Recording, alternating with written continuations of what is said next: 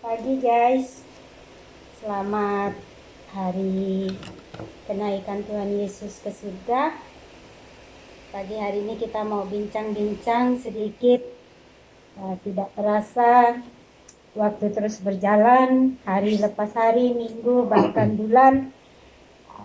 Ada yang buat status hampir setengah tahun dari tahun 2020 ini kita diam di rumah karena virus corona. Jadi apa hal-hal yang kita dapat pelajari dari peristiwa yang terjadi sekarang? Karena banyak kalau baca di Facebook, kapan sih sebenarnya Tuhan Yesus panggil kita? Ada juga yang bilang gitu. Terus ada juga yang habis ini terjadi pengangkatan gitu ya. Banyak sekali prediksi-prediksi, entah karena baca Alkitab atau baca dengar-dengar informasi. Tapi menurut Bapak sendiri, apa sih yang sedang dialami oleh dunia saat ini? Saya amati ini sebetulnya masa-masa penantian. Ya.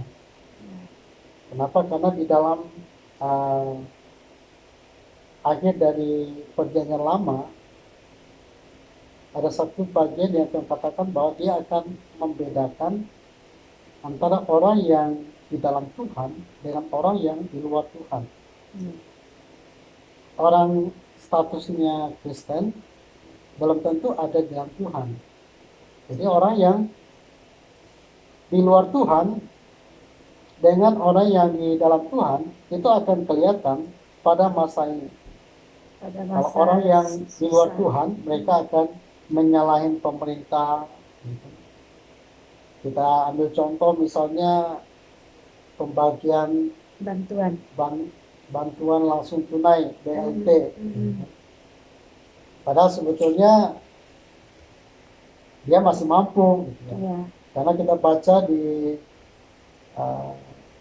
berita online, pergi ambil bantuan pakai sepeda motor yang mahal, ya kan? Atau pakai perhiasan, pakai cincin emas, pakai kalung emas katanya. Jadi yang masalah sebetulnya mental dia. Dia orang mampu tapi mentalnya miskin. Dan orang yang di dalam Tuhan itu walaupun dia nggak mampu, tapi dia percaya dia punya Tuhan yang luar biasa. Mentalnya itu mental orang kaya. Ya. Saya kira itu, Bu. Ya. Tapi secara khusus makna kenaikan Tuhan Yesus ke surga sebenarnya janji bagi kita orang percaya. Kalau saya pribadi memaknai bahwa Tuhan Yesus, kenapa dia naik ke surga? Karena memang dia berasal dari surga. Dia menyelamatkan kita orang berdosa karena dia mengasihi, dia sendiri turun langsung, nggak suruh malaikat, nggak suruh orang lain gitu, nggak suruh manusia lain, tetapi Tuhan sendiri menjadi manusia karena dia tahu dia harus mengalami penderitaan seperti apa yang dialami manusia. Terus makna kedua bagi saya pribadi, Tuhan naik ke surga, Tuhan menyediakan tempat bagi kita. Tentu saja kita yang mengimani tempat terindah jauh lebih indah daripada tempat-tempat yang disediakan, yang diberikan oleh dunia ini. Betul nggak Pak? Betul. Seperti itu. Jadi apa yang kita takutkan, banyak orang kan cemas, nanti gimana ya? Berapa tahun ini kan sebentar lagi ibu-ibu mempersiapkan anak-anak untuk masuk jenjang pendidikan berikutnya. Ngomong kalau nggak cemas sih pasti bohong, karena mereka manusia, kita manusia. Tapi bagi orang percaya, Tuhan sudah janjikan selalu ada jalan keluar. Ada ayatnya itu. Serahkanlah khawatirmu kepada Tuhan, maka ia akan bertindak. Jadi kita dalam dunia ini khawatir itu hal yang wajar sebetulnya. Tapi nggak boleh hidup di dalam kekhawatiran. Ya. Kalau khawatir boleh, tapi hidup di dalam kekhawatiran itu nggak boleh. Beda ya. Berarti dia nggak punya pengharapan kalau dia selalu hidup dalam kekhawatiran. Dan itu pasti akan mempengaruhi respon dia dalam setiap situasi. Ya. Mungkin ada lagi Ya, yang perlu Bapak sampaikan. mungkin satu hal yang saya perlu tekankan, justru dalam masa-masa seperti ini, itu sebetulnya kesempatan kita ngalamin kuasa Tuhan sebetulnya. Ya, Contoh. kita ambil contoh tokoh-tokoh di Alkitab, ya kayak Elia misalnya kan, dia ngalamin kuasa Tuhan Di pada masa waktu yang sulit. sulit. Burung gagak Bawa roti. bawa roti, itu kan nggak pernah dipikirkan, nggak pernah Ya. timbul dalam hati. Kita nggak tahu cara Tuhan. Ternyata begitu cara Tuhan pelihara Nabi. umatnya, nabinya, Hambanya. dengan cara yang di luar dugaan kita.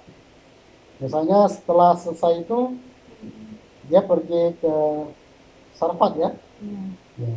Ke janda. Janda yang pelihara dia. Dan janda itu diberkati. Bukan orang kaya, janda. Siapa aja Tuhan bisa pakai untuk pelihara kita. Itulah pemeliharaan Tuhan. Jadi di dalam situasi yang sulit, momen yang sulit begini, bagi saya sebetulnya kesempatan untuk kita ngalamin Tuhan itu dengan nyata.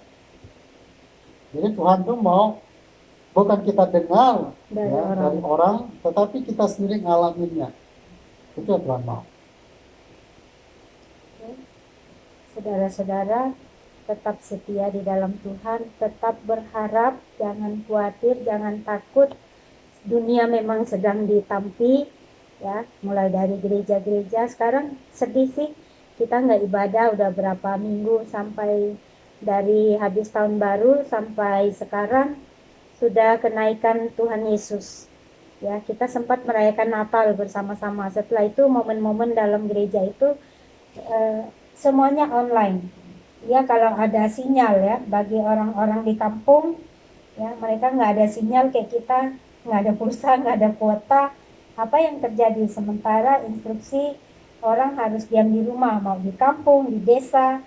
Ya, kemarin saya sempat lihat satu video orang kampung, kami udah biasa melockdown diri, jauh dari orang menghadapi situasi ini.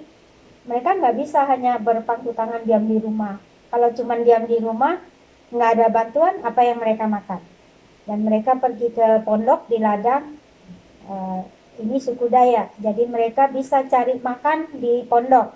Banyak hal yang bisa dimakan karena mereka udah biasa, ya. Pucuk-pucuk daun bisa jadi sumber makanan, umbi-umbian, rotan, ya, bambu, rebung, itu semua jadi sumber makanan. Dan Jadi yang mereka ketiga, sudah biasa. Yang ketiga, lockdown tuh buat kita kreatif. Ya. Jadi kita ada satu inovasi baru dalam hidup beberapa kita. hari ini kami challenge masak cuma 10.000. Jadi bisa bayangin, kalau kita bisa hidup satu hari 10.000, satu bulan cuma 30.000. 300.000 ya. 300.000. Mantap. Jadi kalau kayak gitu mah bisa banyak banget sisanya ya. Tapi itulah hikmat yang Tuhan beri. Maksudnya kita nggak tahu ke depan seperti apa, tapi kita belajar bagaimana mencukupkan dan memenuhi kebutuhan kita. Ya, kita tidak lagi seperti dulu makan semaunya, belanja nggak dipikir, ya. Kita merasa perlu, tetapi sebenarnya nggak dibutuhkan oleh tubuh kita. Sebenarnya tubuh kita itu butuhnya dikit doang, cuman butuh sayur-sayur. Jadi daging-daging yang mewah-mewah itu sebenarnya itu bukan kebutuhan buat tubuh kita, malah bikin kita nggak sehat. Betul nggak Pak? Betul. Nah, jadi mulai selama lockdown ini banyak hal baru yang kami alami. Yang pertama berkebun, sebenarnya walaupun anak petani ya, tapi tidak pernah secara langsung kami terjun bercocok tanam. Ini semua coba-coba dan lihat di YouTube, lihat di medsos. Tapi kebun-kebun kita jadi berkat ya, terutama buat jemaat di sekitar kami. Puji Tuhan ya, udah panen dan Tuhan menumbuhkan buah-buah yang ada di sekitar gereja ini semua berbuah dan jadi berkat. Itu banyak hal yang harus disyukurin. Betul Pak? Mensyukuri nikmat Tuhan, nikmat, hikmat. Terus ayam-ayam bertelur terus tanpa henti. Dari 4 induk nanti giliran satunya berurutan bertelur, nanti mulai lagi siklus induk yang pertama bertelur. Jadi puji Tuhan nggak pernah beli telur ayam kampung, sehat. Kita pelihara ayam itu juga Ayam berkat. apa istilahnya salah satu cara. Bisa kita banyak nasi-nasi bekas kan sayang dibuang. Ya, Jadi kita makanan sisa kasih ayam. ayam. Kita bisa bayangin kita cuma induknya cuma 4 ekor, ya, Bertelur bertelur terus. terus.